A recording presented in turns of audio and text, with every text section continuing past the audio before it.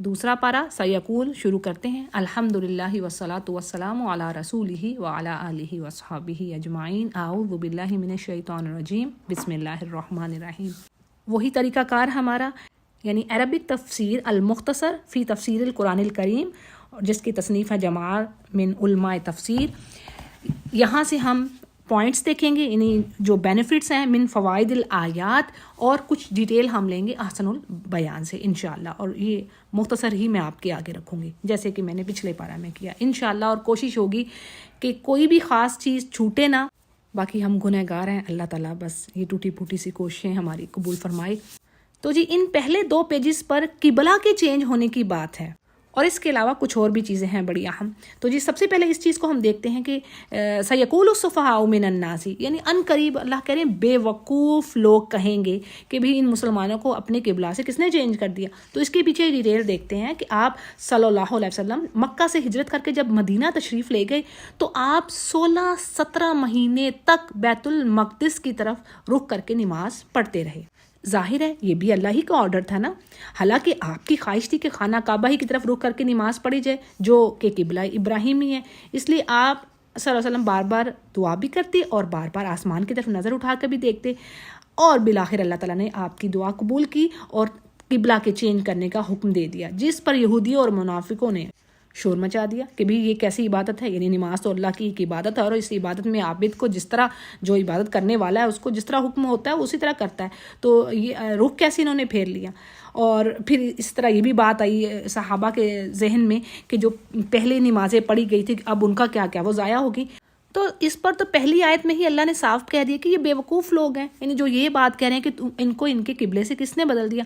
تو بات یہ ہے کہ یہ تو اللہ کا حکم ہے، اللہ نے جیسے پیچھے کہہ دیا تھا، یعنی پیچھے سے ہی بات سٹارٹ ہوئی ہے کہ منہ چاہے کسی مغرب کو پھیرو یا مشرق کو، ہر طرف جہت یعنی جو بھی ڈائریکشن ہے وہ اللہ کی طرف ہے، یعنی یہ آگے یہ کام ہونا تھا، پیچھے ہی اللہ نے بات سمجھا دی۔ اور پھر قبلہ چینج کا مقصد کیا تھا، یعنی اللہ کا اپنے سچے مومنوں کا ٹیسٹ کرنا۔ یہ اللہ نے کہہ دیا ہے کہ اگرچہ یہ بھاری چیز تھی لیکن جن کو اللہ نے ہدایت دے دی، جو پکے مومن ہیں ان کے لیے کوئی بھاری نہیں، انہوں تو اللہ کو راضی کرنا ہے، جہاں اللہ کہے گا وہ اپنا رخ پھیر لیں گے، ان کے لیے تو یہ بڑی چیز ہی نہیں تھی۔ اور ہاں جب کچھ صحابہ کے ذہنوں میں یہ بات آئی کہ وہ پچھلی نمازیں کیا ہوگی، یعنی کیا وہ ضائع گئیں، تو اس پر اللہ کہتا ہے وَمَا كَانَ اللَّهُ لِيُضِيعَ ایمانکم، یعنی نماز کو ایمان کہا گیا کہ اللہ ایسا نہیں تمہارے ایمانوں کو ضائع کر دے، وہ اپنے بندوں پر بڑا رحیم ہے، رؤوف ہے۔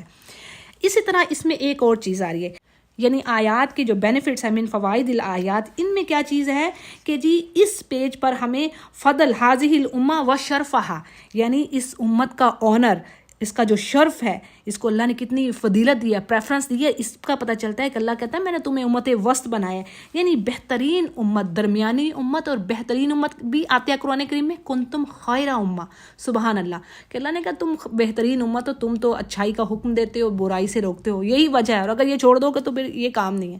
اللہ سے دعا ہے کہ اللہ ہمیں بہترین امت بننے کی توفیق دے۔ پھر جی ایک اور پوائنٹ یہاں پر التحذیر من متابع اہل الکتاب فی اہوائہم، یعنی یہاں پر وارننگ دی گئی ہے کہ ہم اہل کتاب کی خواہشات کو فالو نہ کریں، یعنی ان کی تو خواہش ہے کہ ہم حق بات سے پھر جائیں، کیونکہ وہ بھی تو گمراہ ہو گئے، حق بات کو جاننے کے باوجود وہ گمراہ ہوئے، ان کے علماء کو خوب پتہ تھا، اس کے باوجود وہ منکر ہوئے۔ وجہ کیا؟ حسد اور بغض، تعصب۔ پھر جی علماء ایک اور پوائنٹ رکھتے ہیں کہ یہاں پر ہمیں پروف ملتا ہے، جواز ایک ملتا ہے احکامات کی، جو شریعت کے احکامات چینج ہوتے ہیں اس کا، جیسے کہ قبلہ کو چینج کر دیا گیا، اب اس پر اگر مومنوں کو کوئی اعتراض نہیں ہے، کر ہی نہیں سکتے، تو اسی طرح اگر اللہ کوئی اپنا حکم بھی چینج کرتا ہے تو اس پر بھی کوئی اعتراض نہیں ہو سکتا مومنوں کو۔ اور آخر میں ایک بات کہتی چلوں کہ یہ جو قبلہ چینج ہوا یہ مسجد قباء میں ہوا، اور اس مسجد کو قبلتین، یعنی وہ مسجد جس میں ایک نماز کو 2 ڈائریکشنز کی طرف رخ کر کے پڑھا گیا۔ اگلے پیج کو دیکھتے ہیں، جو ٹاپ کی آیت ہے اس میں اللہ یہی فرما رہے ہیں کہ یہ جو اہل کتاب ہیں، ان کے جو علماء ہیں، یہ خوب جانتے ہیں نبی آپ کو، آپ کیا حلیہ مبارک، آپ کے آنے کی بشارتیں سب لکھی ہوئی ہیں قرآن کریم میں، جگہ جگہ ہے۔ سورہ صف میں عیسیٰ علیہ السلام نے کہا کہ احمد نام کے آئیں گے میرے بعد، پھر اس طرح ان کی کتابوں میں حلیہ مبارک بھی تھا۔ آپ صلی اللہ علیہ وسلم کا، لیکن انہوں نے چینج کر دیا. تو فرمایا جا رہا ہے کہ یہ خوب جانتے ہیں، ایسے جانتے ہیں جیسے اپنے بیٹوں کو، اس کے بعد تو کوئی مثال ہی نہیں رہ جاتی. تو اس کے باوجود ان میں سے ایک جو فرقہ ہے وہ حق بات کو چھپا رہا ہے. یہ وہ کون ہے؟ ان کے علماء. اور آگے اللہ فرماتے ہیں کہ ہر مذہب والے نے اپنا ایک پسندیدہ قبلہ متعین کیا ہوا ہے جس کی طرف وہ رخ کرتا ہے. بات یہ ہے کہ تم، یعنی ایمان والوں سے کہا جا رہا ہے کہ تم نیکیوں اور خیرات کے کاموں میں آگے بڑھو. تم جہاں کہیں بھی ہوگی اللہ تم سب کو اکٹھا کر لائے گا. اور اللہ نے کہہ دیا نا کہ تمہاری نیکیاں، تم ذرہ برابر بھی نیکی کرتے ہو تو وہ بھی میں تمہیں دکھا دوں گا اس دن.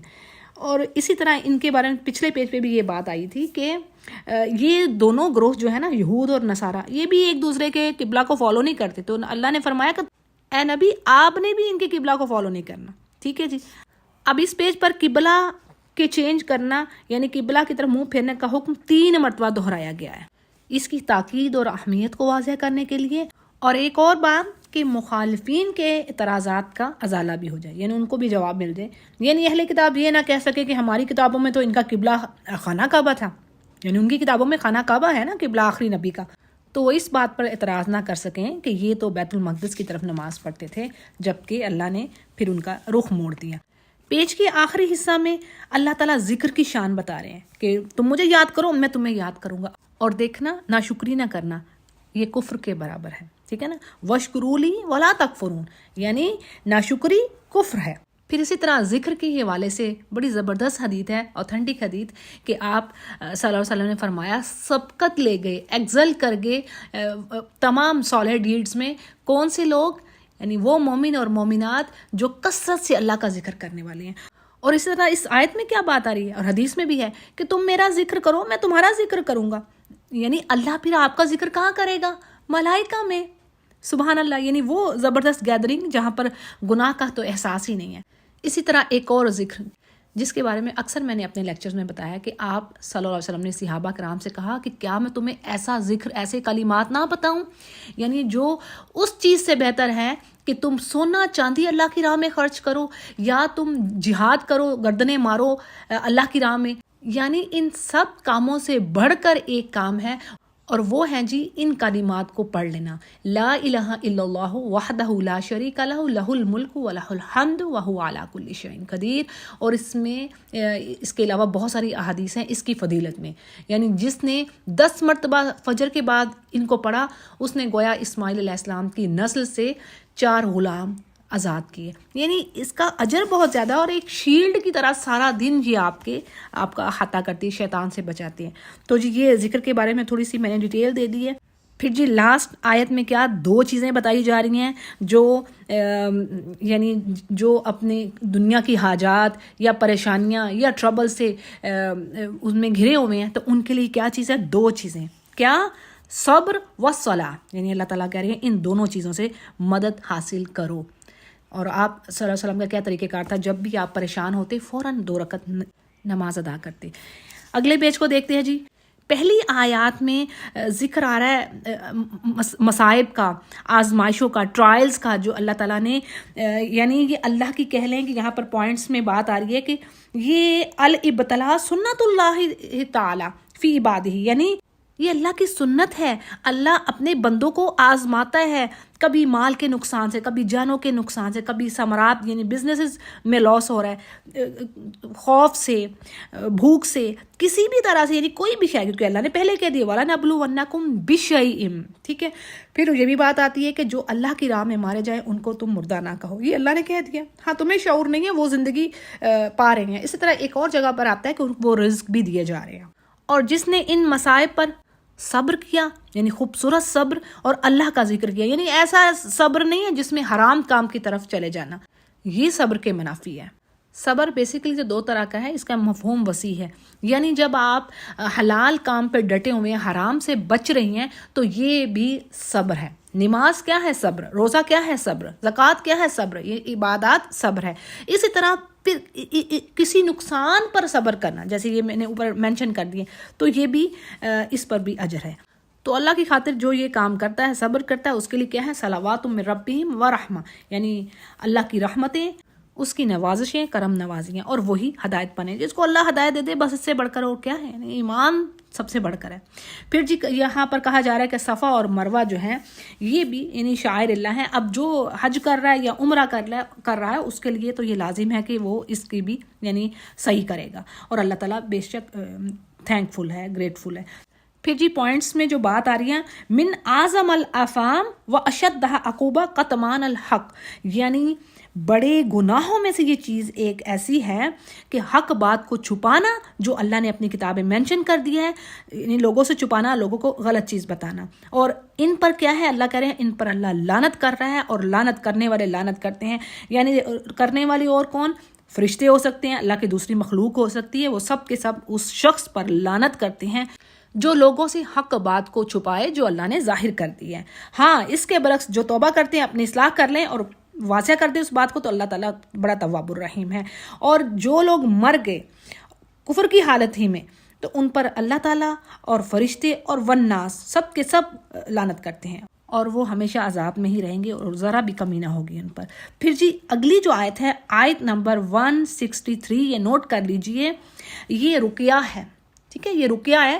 تو آپ اس کو جب آپ سورۃ معوذتین پڑھیں، سورہ قل اعوذ برب الناس، قل اعوذ برب الفلق اور سورہ فاتحہ، تو اس کو بھی ایڈ کر سکتے ہیں۔ ایک لائن ہے وَإِلَٰهُكُمْ إِلَٰهٌ وَاحِدٌ لَا إِلَٰهَ إِلَّا هُوَ الرَّحْمَٰنُ الرَّحِيمُ، تو یہ جی آیت رقیہ ہے، ٹھیک ہے۔ اور اس پیج کے اینڈ پر بس ایک چیز اہم آپ کے آگے رکھتی چلوں کہ پلیز یہ جو لعنت کا ورڈ ہے، میں نے کئی بار اپنے لیکچرز میں کہا ہے، وہ آپ نے اپنے بچوں کے لیے، اپنے گھر، اپنی جو نعمتیں ہیں ان کے لیے استعمال ہرگز نہیں کرنا۔ کیوں؟ آپ نے یہ پڑھ لیا، یہ سمجھ لیا کہ اللہ تعالیٰ تو ان پر لعنت کر رہا ہے جو اللہ کی حق بات کو چھپاتے ہیں، یا جو کافر حالت میں ہی مر گئے، یعنی کفر پر ہی ان کو موت آئی، ان کے لیے لعنت ہے۔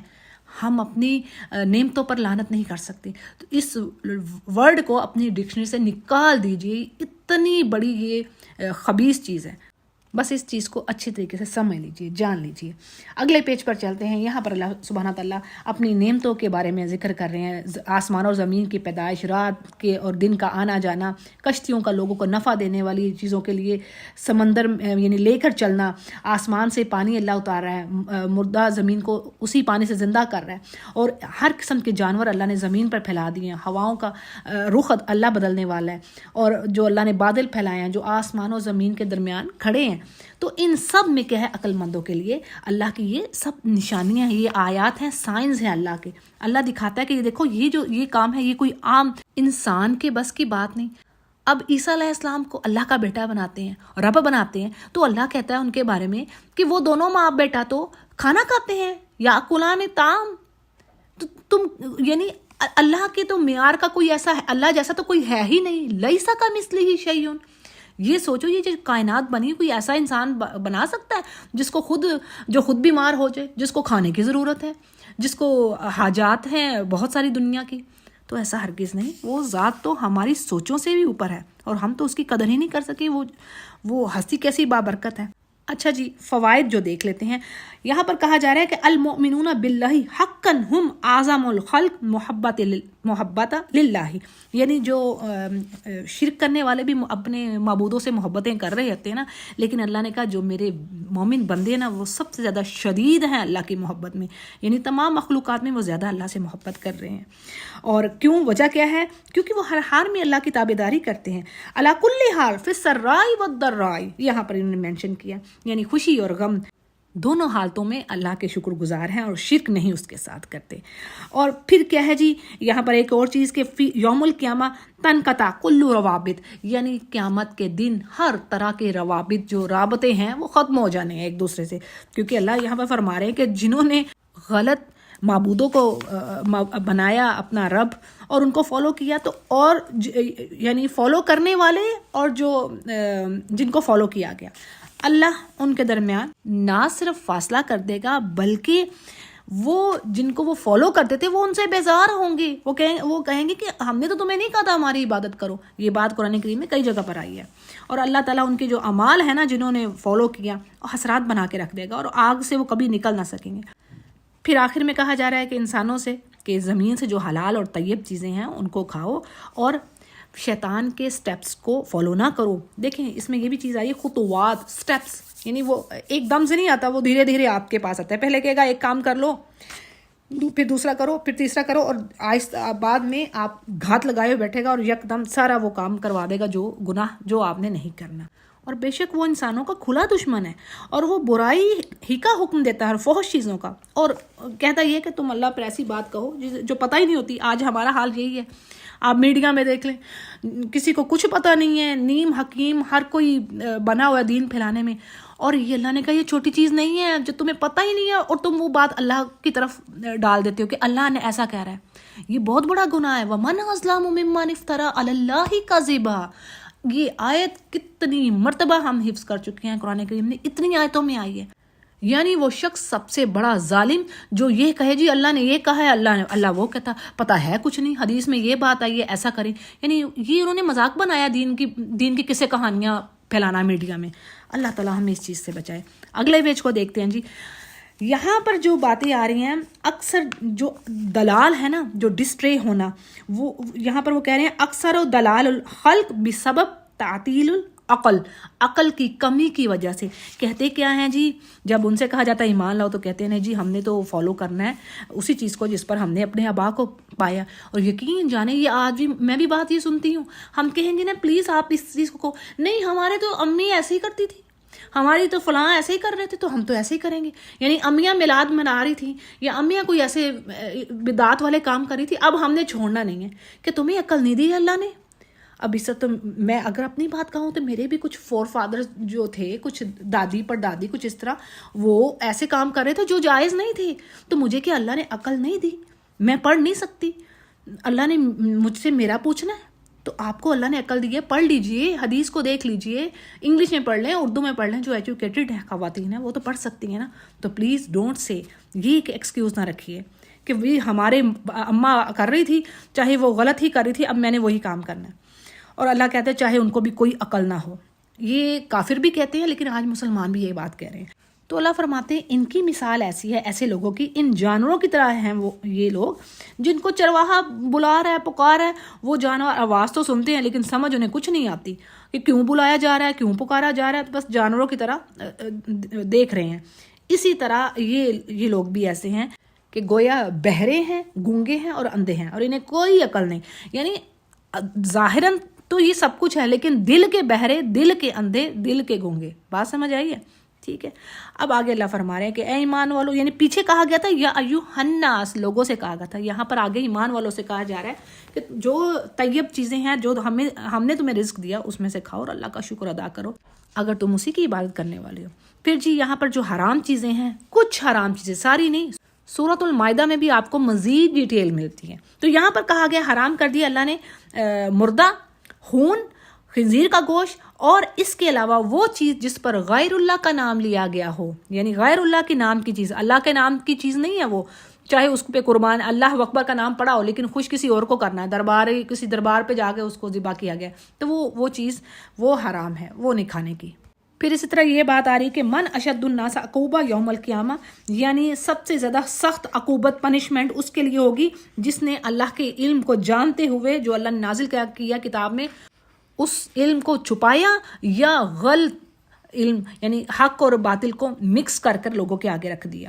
اور اللہ فرماتے ہیں ایسے لوگ تو اپنے پیٹوں میں بس آگ بھر رہے ہیں، اور اللہ تعالیٰ قیامت کے دن ان سے بات نہ کرے گا اور نہ ہی ان کو پاک کرے گا. اور یہی لوگ ہیں جنہوں نے گمراہی خریدی ہدایت کے بدلے اور عذاب خریدا مغفرت کے بدلے. یعنی یہ کچھ چھوٹی چیز نہیں ہے. اللہ کہہ رہے ہیں میں نے تو اپنی کتاب کو حق بات کے ساتھ نازل کیا ہے، حق بتانے والی ہے، تم اس میں کیا اختلاف کر رہے ہو. تو ایسا شخص جو ہے وہ سب سے زیادہ سخت پکڑ اس کی آئے گی. اگلے پیج پر جی نیکی کا مفہوم ہمیں اللہ نے بتا دیا. لیس البر، پہلے تو اللہ نے نفی کر دی ہر طرح کی نیکی کی. یعنی کہ یہ سمجھ لو ہرگز نیکی نہیں ہے کہ تمہارا یعنی تم چہرے اپنے مشرق کی طرف پھیرو یا مغرب کی طرف پھیرو. یعنی اس میں سمجھایا یہ گیا ہے کہ ریچولز کا ادا کر لینا ہی نیکی نہیں ہے. یعنی آپ ظاہراً تو بڑے متقی اور مذہبی ہیں لیکن آپ کے دل میں ایمان ہی نہیں ہے. بات وہی کہ گلوں تک قرآن ہے لیکن دل میں قرآن نہیں جا رہا. ٹھیک ہے، یہ وہی چیز کہی جا رہی ہے کہ اصل نیکی تو اللہ یہ کہہ رہے ہیں کہ میرے پہ بلیو رکھو، ایمان لاؤ آخرت کے دن پر، فرشتوں پر، کتابوں پر، نبیوں پر، اور پھر تم میری محبت میں مال دو، اپنے رشتہ داروں کو، یتیموں کو، مسکینوں کو، مسافر کو جو ضرورت مند ہے، مانگنے والوں کو، اور گردنیں چھڑاؤ، گردنیں ادا یعنی جو قرض دار ہیں ان کے قرض ادا کرو، اور نماز قائم کرو، زکوٰۃ دو، اور اپنے وعدوں کو پورا کرو. اور پھر کیا ہے جی، صبر کرنے والے تکلیف میں اور یعنی پریشانی میں اور جنگ کے وقت. تو یہ ہیں جی سچے لوگ، اور یہ ہے جی اصل نیکی.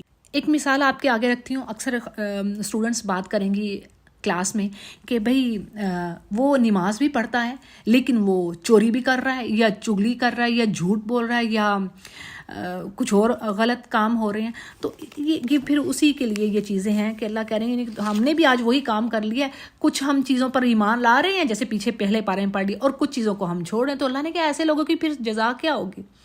یعنی یہ تو پھر رسوائی والی بات ہے، اور یہ تو دھبا ہے، ہم اسلام کے نام کو بھی خراب کر رہے ہیں. تو اللہ تعالیٰ ہمیں مکمل ایمان، یعنی یہاں پر قرآن کریم میں یہ اللہ نے کہا ایمان والوں پورے داخل ہو جو ایمان میں. یعنی یہ نہیں کہ تم نمازیں تو پڑھ رہی ہو لیکن تمہارے اندر اخلاق ہی نہیں ہے. ایسا شخص بھی ہوگا. حدیث میں یہ الفاظ ہیں، یہ وارننگ ہے ہمارے لیے کہ ایک شخص آئے گا، اس نے بڑے روزے رکھے ہوں گے، نمازیں پڑھی ہوں گی، عمرے کیے ہوں گے، بڑے نیکیاں کی ہوں گی، اور لیکن کیا ہوگا، کسی کو گالی دی ہوگی، کسی کا حق مارا ہوگا، کسی کے ساتھ کوئی زیادتی کی ہوگی، اور قیامت کے دن وہ سارے لوگ جن کے ساتھ اس نے زیادتیاں کی ہوں گی وہ اس کی نیکیاں لے جائیں گے، اور اس کے باوجود مانگنے والے کام نہ ہوں گے. پھر کیا ہوگا کہ اللہ ان کے گناہ اس کے پلڑے میں ڈالیں گے، اور وہ شخص ان کے گناہ لے کر دوزخ میں جائے گا.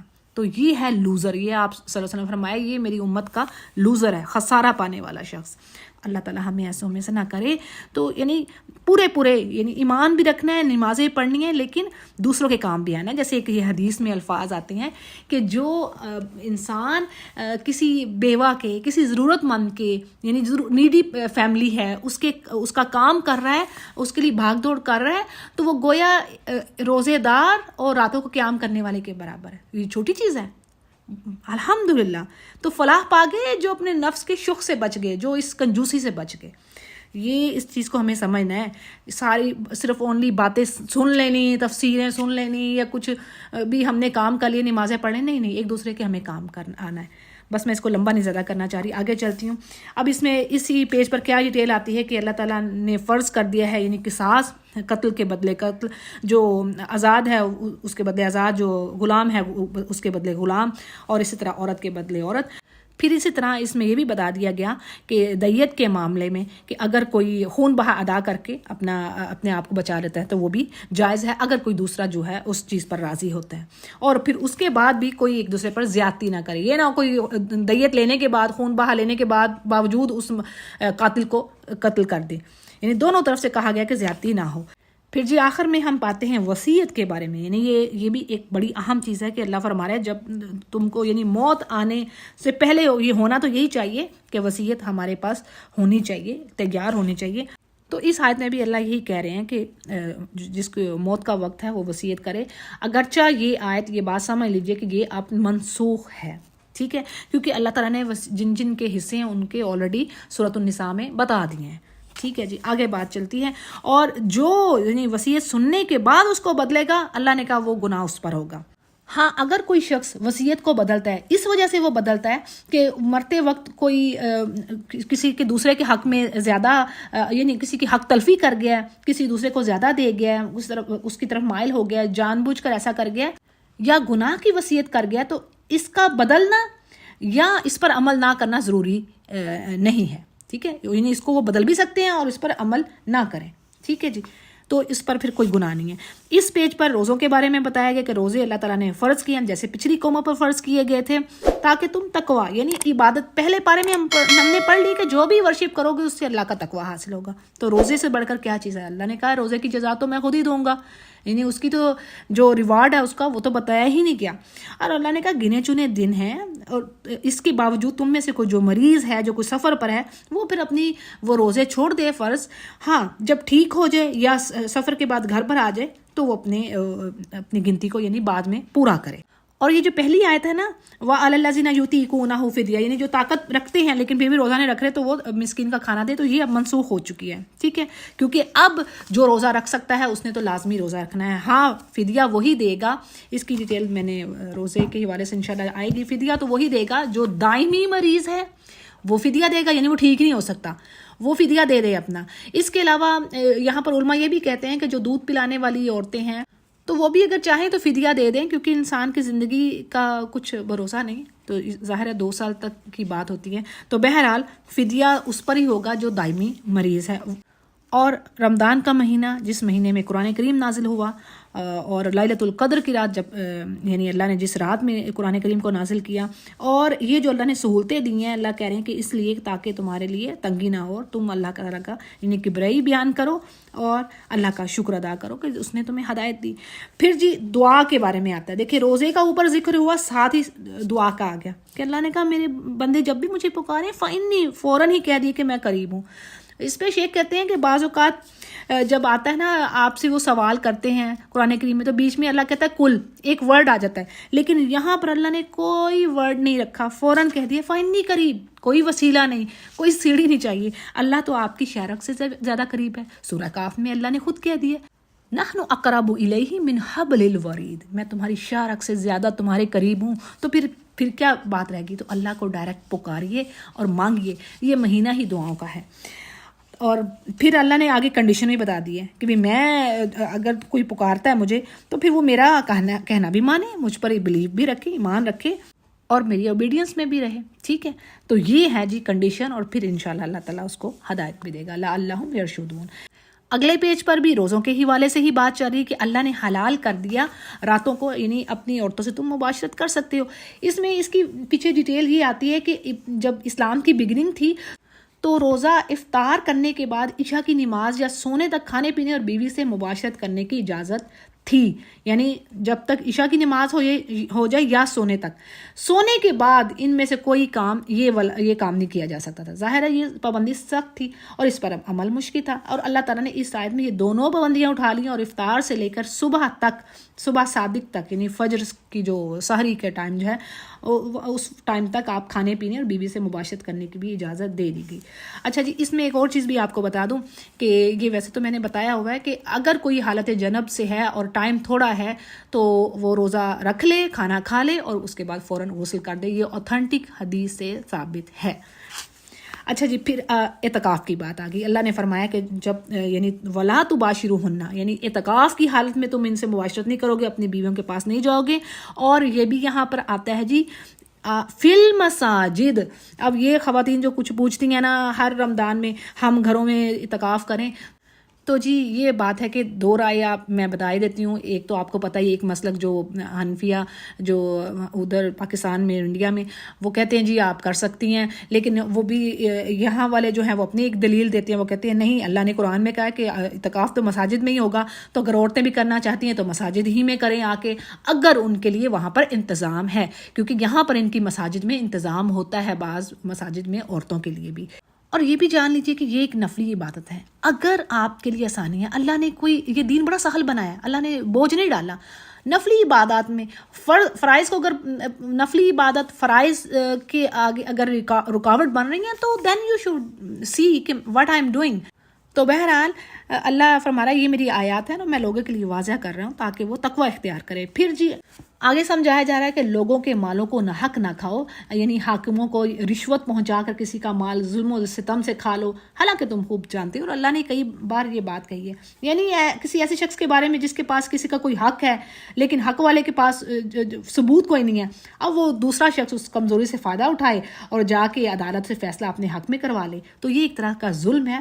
اور یعنی ظلم کے بھی بہت سارے طریقے ہیں ناحق مال کھانے کے، تو جو بھی طریقے ہیں ناحق مال کھانے کے اللہ اس سے منع کر رہا ہے. پھر جی آگے بات آ رہی ہے کہ یہ لوگ پوچھتے ہیں آپ سے چاند کے بارے میں، تو کہا جا رہا ہے کہ نبی ان سے کہہ دیجئے کہ یہ جو چاند کا یعنی گھٹنا بڑھنا جو ہے نا، یہ لوگوں کی عبادت کے وقتوں کو اور حج کے موسم کے لیے، یعنی اس سے پتہ چلتا ہے کہ ایک ماہ ختم ہو گیا، اب دوسرا ماہ سٹارٹ ہو گیا، ٹھیک ہے نا. تو اور دوسری چیز کیا کہی جا رہی ہے کہ گھروں میں تم دروازوں سے آیا کرو اور دروازوں کے پیچھے سے آنا کوئی یہ نیکی نہیں ہے. اس کے پیچھے ڈیٹیل کیا ہے کہ انصار جو تھے جاہلیت میں جب حج یا عمرہ کے احرام باندھ لیتے پھر انہیں کوئی ضرورت پڑتی گھر میں واپس آنے کی تو وہ کیا کرتے گھر کے پچھواڑے سے آتے, یعنی گھر کے سامنے سے نہ آتے, دیوار پھلانگ کے آتے, تو وہ اس کو نیکی سمجھتے. تو اس پر اللہ نے یہ فرمایا یہ نیکی نہیں ہے بھائی. سبحان اللہ, کیسا خوبصورت دین ہے, بڑی سالڈ اور عقل کی بات بتانے والا. تو اللہ نے کہا یہ نیکی نہیں ہے, یعنی ایسا مت کرو. پھر جی آخری بات کیا کہے گی کہ اللہ کی راہ میں قتال کرو ان لوگوں سے جو تم پر زیادتی کر رہے ہیں, اور اللہ تعالیٰ زیادتی کرنے والوں کو پسند نہیں کرتا, اور ان کو قتل کرو. یعنی یہاں پر قتل کن کو کرنا ہے, جو تم سے فائٹ کر رہے ہیں ان سے فائٹ کرو اور ان کو نکالو وہاں سے جہاں سے وہ تمہیں نکال رہے ہیں. اور یہ جو فتنہ ہے نا وہ قتل سے بڑھ کر ہے. اب فتنہ کیا چیز ہے؟ فتنہ کفر و شرک کا پھیلنا, یعنی اللہ سے کفر کرنا, یہ سب سے بڑا فتنہ ہے, اور یہ قتل سے بھی بڑھ کر ہے. اللہ نے کہہ دیا ہے اشد من القتل, یہ ہمارے لیے بڑی چیز ہے, موت کا آنا. ہم تو مرنا ہی نہیں چاہتے نا. آج بالکل وہ حدیث پوری ہو رہی نا آپ صلی اللہ علیہ وسلم کی کہ ایسی بیماری پیدا ہو گئی ہے کہ ہم اپنی بس جانوں کو بچانے کی فکر میں ہیں, موت نہیں ہمیں پسند. تبھی تو وہ بات ہو رہی ہے نا کہ صحابہ سے کہا کہ تمہارے مثال ایسی ہوگی کہ تم اتنی تعداد میں ہوگے پھر بھی تو وہ لوگ تمہیں مار رہے ہوں گے, قتل کر رہے ہوں گے. جیسے ایک پیالے میں کھانا ہے اور سب آوازیں دے رہے ہیں آجو آجو کھاؤ ان کو, کہاں بچے گا کھانا؟ تو ایگزیکٹلی ہمارا یہی حال ہے, ہمیں موت نہیں پسند. حالانکہ نبی کہہ رہے ہیں کہ موت کو یاد کیا کرو, یہ لذتوں کو توڑنے والی چیز ہے. اور یہاں پر مزید کہا جا رہا ہے کہ مسجد حرام کے پاس ان سے نہ لڑائی کرو. ہاں اگر وہ تم سے لڑتے ہیں یہاں پر تو ٹھیک ہے, پھر تم بھی کرو ان کے ساتھ لڑائی, ان کو قتل کرو, ان کو بھی. کذالک جزا, یہی کافرین کی جزا ہے. یہاں پر ڈیٹیل میں بھی پیچھے یہ بات آ رہی ہے کہ مکہ میں مسلمان چونکہ کمزور تھے اور مطلب کوئی یونائٹڈ نہیں تھے, کوئی آرگنائز نہیں تھے, وہاں پر کفار سے قتال جو تھا وہ ممنوع تھا. ٹھیک ہے, کیونکہ وہ ان کو قتل کرنا آسان تھا نا, مسلمانوں کو وہ چن چن کے قتل کر دیتے. تو وہاں پر اللہ نے ان کو منع کیا ہوا تھا. لیکن ہجرت کے بعد مسلمانوں کی ساری جو قوت تھی نا وہ مدینہ میں آ گئی. پھر اللہ نے کہا اب تم جہاد کرو. ٹھیک ہے, تو یہ ایک طرح سے جہاد کی اجازت مل گئی مسلمانوں کو. پھر جی اللہ فرما رہے ہیں کہ جو زیادتی کر رہا ہے ان سے تو تم کرو, اگر کوئی باز آتا ہے تو پھر ٹھیک ہے, اللہ تعالیٰ غفور الرحیم ہے. پھر کہا گیا کہ ان سے قتل کرو یہاں تک کہ فتنہ ختم ہو جائے. فتنہ میں نے آپ کو بتا دیا کفر و شرک ہے, اور لوگوں کو اللہ کی راہ سے روکنا, صد للناس عن سبیل اللہ, اور کفر کرنا. اور اگر یہ باز آ جائیں تو پھر یعنی پھر ان پر زیادتی نہیں کرنی, مگر یہ کہ جو ظالم لوگ ہیں. آگے بات آ رہی جی شہر الحرام کے بارے میں, یعنی اس کے بارے میں کوسچنس کر رہے ہیں صحابہ کرام. تو اللہ نے فرمایا کہ یہ 4 حرمت والے مہینے ہیں, ان میں قتال منع ہے, لیکن اگر کافر ان کی حرمت کا خیال نہیں رکھتے تم بھی ان سے لڑو. یعنی ان 4 مہینوں میں کیا تھا کہ کافر بھی جنگ و جدل لڑائیوں سے باز رہتے, حتیٰ کہ اگر کوئی اپنے باپ یا بھائی کا قاتل بھی دیکھ لیتا تو وہ اس سے بدلہ نہ لیتا. یعنی اتنی اس کی حرمت اور تعظیم ہوتی تھی. لیکن کیا ہوا, یعنی واقعہ یہ ہے اس کے پیچھے کہ 6 ہجری میں آپ صلی اللہ علیہ وسلم 1400 صحابہ کو لے کر عمرہ کے لیے گئے, لیکن کافروں نے, مکہ کے کافروں نے مکہ نہ جانے دیا, اور یہ طے پایا, یعنی ان سے سیٹل ڈاؤن یہ کیا کہ آئندہ سال مسلمان 3 دن کے لیے بس عمرہ کرنے کی غرض سے مکہ آئیں گے. اور یہ جو مہینہ تھا وہ ذوالقعدہ کا مہینہ تھا, جو حرمت والے مہینوں میں سے ایک تھا. تو اسی طرح اللہ نے فرمایا کہ اگر یہ نہیں اس مہینے کی حرمت کا خیال کرتے تو پھر ٹھیک ہے, تم بھی ان کو اسی طرح جواب دینا, لیکن یعنی زیادتی نہ کی جائے. پھر کہا گیا مسلمانوں کو کہ تم اللہ کی راہ میں خرچ کرو. دیکھو اپنی جانوں کو تم ہلاکت میں نہ ڈالو, یعنی خرچ کرنا کس قدر ضروری ہے یہ اس آیت سے پتہ لگ رہا ہے. اور اسی طرح سورہ توبہ کی آیت بڑی خوبصورت آیت مجھے لگتی ہے, جس میں اللہ نے کہہ دیا ہے کہ کچھ ایسے لوگ جنہوں نے اپنے اچھے اور برے اعمال مکس کر لیے ہیں, یعنی اچھے بھی کیے ہیں برے بھی کیے ہیں, اب حل کیا ہے؟ تو اللہ بتا رہا ہے خذ من اموالہم صدقۃ تطہرہم بہا, اے نبی ان کے مالوں سے صدقہ لیجئے, یعنی صدقہ دیجئے. ہمیں صدقہ خیرات کرنا ہے کثرت سے, آج تو ہم گناہوں میں لتھڑے پڑے ہیں, تو زیادہ سے زیادہ صدقہ دیجئے تاکہ ہم پاک ہو جائیں. انشاءاللہ یہ پاک کرنے والی چیز ہے. اور اللہ تعالیٰ فرماتے ہیں کہ میں محبت رکھتا ہوں محسنین سے. پھر جی آگے کہا جا رہا ہے کہ حج اور عمرہ کو پورا کرو اللہ کی خاطر, یعنی ان دونوں چیزوں کو, ان کے پورے آداب جو ان کی کنڈیشنز ہیں ان کے مطابق ان کو پورا کیا جائے. اور یہ ضروری ہے کہ کوئی شرط, کوئی کنڈیشن, کوئی فرض جو ہے وہ اگنور نہ ہو, رہ نہ جائے. یعنی یہ چیز ہلکی نہیں ہے. پھر کسی اور کنڈیشن میں, یعنی کوئی ایسی حالت ہوگی کہ تمہیں روک دیا گیا, یا کوئی شدید بیماری یا دشمن جس کی وجہ سے رکاوٹ پیدا ہو گئی ہے، تو کیا ہے کہ جو جانور جو قربانی بکری گائے یا اونٹ جو بھی ہے تمہارے ساتھ، اس کو تم وہیں پر ذبح کرو، سر منڈالو اور حلال ہو جاؤ. جیسے آپ صلی اللہ علیہ وسلم نے اور آپ کی صحابہ نے وہی حدیبیہ ہی میں قربانیاں ذبح کر دیں اور احرام سے باہر آ گئے. تو یہی حکم عام لوگوں کے لیے ہے. اب نارمل کنڈیشن کی بات ہو رہی ہے، یعنی حج کے دوران اگر کسی کے سر میں کوئی تکلیف ہے جس کی وجہ سے وہ شیو آف کروا لیتا ہے پہلے ہی، وقت سے پہلے ہی، تو اس پر فدیہ ہے.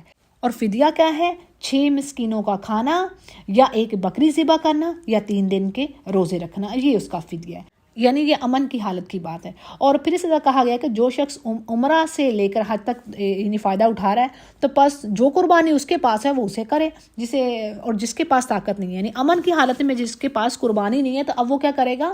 3 روزے حج کے دنوں میں رکھے گا اور 7 واپسی میں، یعنی پورے اس نے 10 روزے رکھنے ہیں. یہ اس شخص کے لیے جس کے پاس قربانی نہیں ہے، یعنی وہ قربانی دینے کی طاقت نہیں رکھتا، جبکہ آج کل تو خیر ایسا نہیں ہے. اور اللہ فرما رہے ہیں یہ حکم ان لوگوں کے لیے جو مسجد حرام کے رہنے والے نہیں ہیں، یعنی جو باہر سے آ رہے ہیں. اور اللہ سے ڈرتے رہو اور جان لو کہ یہ اللہ تعالیٰ بڑا سخت عذاب دینے والا ہے. یعنی اس چیز کو ہلکا نہ جانیے. اگین حج اور عمرے کے جو کنڈیشنز ہیں، جو اس کے ارکانز ہیں، وہ اچھے طریقے سے ادا کرنے ہیں اور کسی طرح بھی کوئی کمی بیشی نہ ہو. اس چیز کو ہلکا نہیں جاننا. اگلے پیج کو دیکھتے ہیں. یہاں پر بھی حج ہی کے بارے میں بات ہو رہی ہے کہ اللہ نے کہا ہے کہ جانے پہچانے اشہر معلومات حج کے دن ہیں. تو جو شخص ان دنوں میں اپنے اوپر حج فرض کرتا ہے، یعنی حج کے لیے نکلتا ہے، تو وہ اپنی بیوی سے میل ملاپ، گناہ کے کام یا لڑائی جھگڑے سے بچتا رہے. اور جو نیکی بھی تم کر رہے ہو اللہ تعالیٰ خوب جاننے والا ہے. اور اپنے ساتھ اللہ فرما رہے ہیں کہ زیادہ راہ بھی لے لو، یعنی یہ نہیں کہ وہاں پر جا کے مانگتے پھرو اللہ معاف کرے ہمیں جو آج ہمارے کچھ لوگ کام کر رہے ہیں. تو اللہ ایسا نہیں کہہ رہا بھائی. اللہ کہہ رہا ہے اگر تمہارے پاس پیسہ ہے، یہ فرض ہی نہیں ہے بھائی. جس کے پاس پیسہ نہیں اس پر تو اللہ نے فرض ہی نہیں کیا کہ تم آؤ. اللہ نے کہا گھر بیٹھی بہت ساری نیکیاں، حدیث میں بہت ساری ایسی چیزیں جس پر عمرے کا ثواب مل رہا ہے آپ کو. تو یہ تو اس پر ہے جس کو اللہ نے دے رکھا ہے، جس کے پاس مال و دولت ہے، وہ اس قابل ہے کہ وہ آ سکتا ہے، لیکن اس کے باوجود نہیں آتا. تو اس کے لیے کہا گیا کہ تم آؤ، اللہ کا گھر دیکھو. ٹھیک ہے، جس کے پاس نہیں ہے اس پر کوئی سختی نہیں ہے. پھر جی آگے اللہ کہہ رہے ہیں تم پر اس بات پر بھی کوئی گناہ نہیں ہے کہ تم اگر حج پر گئے ہو اور تم وہاں پر کوئی تجارت کر لیتی ہو تو کوئی اس میں کوئی مسئلہ نہیں ہے. لیس علیکم جناح، یہی بات آ رہی ہے. حج کی مزید ڈیٹیل اس پیج پر دی گئی ہے کہ 9 ذی الحجہ کو غروب شمس تک، یعنی سن سیٹ ہونے تک میدان عرفات میں وقف کرنا، رہنا، ٹھہرنا، یہ سب سے بڑا رکن ہے، جس کے بارے میں حدیث میں یہی بات آتی ہے الحج عرفہ، یعنی جو عرفات کے میدان میں بیٹھ گیا، ٹھہر گیا، بس اس کا حج ہو گیا. یہ مین پلر ہے اس کا. اور یہاں پر مغرب کی نماز حاجی نہیں پڑھتے، بلکہ مزدلفہ پہنچ کر مغرب کی 3 رکعات اور عشاء کی 2 رکعات کو جمع کر کے، وہ قصر کر کے، ایک اذان اور 2 اقامت کے ساتھ پڑھ دی جاتی ہے.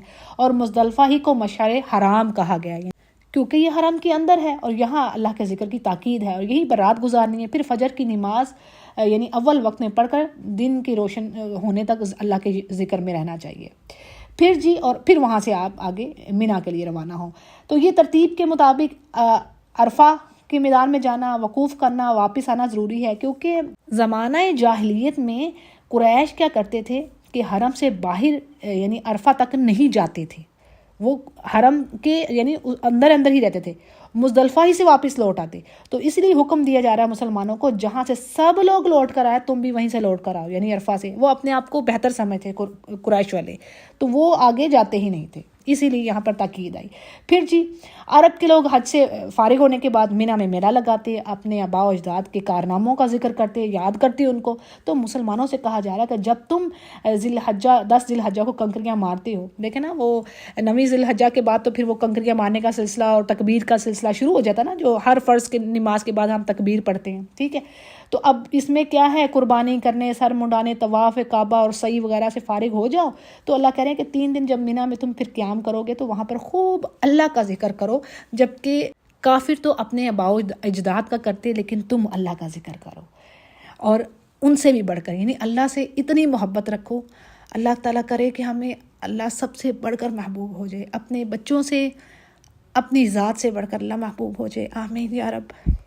پھر آگے ذکر ہے کچھ ایسے لوگوں کے بارے میں جو کہ دنیا ہی مانگ رہے ہیں. تو اللہ نے کہا آخرت میں ان کے لیے کوئی حصہ نہیں ہے. جبکہ کچھ لوگ ایسے بھی ہیں جو دنیا کے ساتھ ساتھ آخرت بھی مانگ رہے ہیں.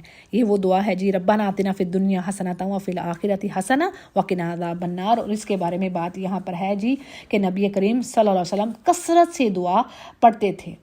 اور طواف کے دوران لوگ ہر چکر کی جو الگ الگ دعائیں پڑھتے ہیں نا، وہ خود ساختہ ہیں، وہ نبی سے ثابت نہیں ہیں. ان کی بجائے طواف کے وقت یہی دعا ہے، اس کو آپ یعنی اس دعا کو پڑھنا مسنون ہے. یہ جامع ہے، کمپریہنسو ہے، اس میں ہر چیز ہی آ گئی ہے.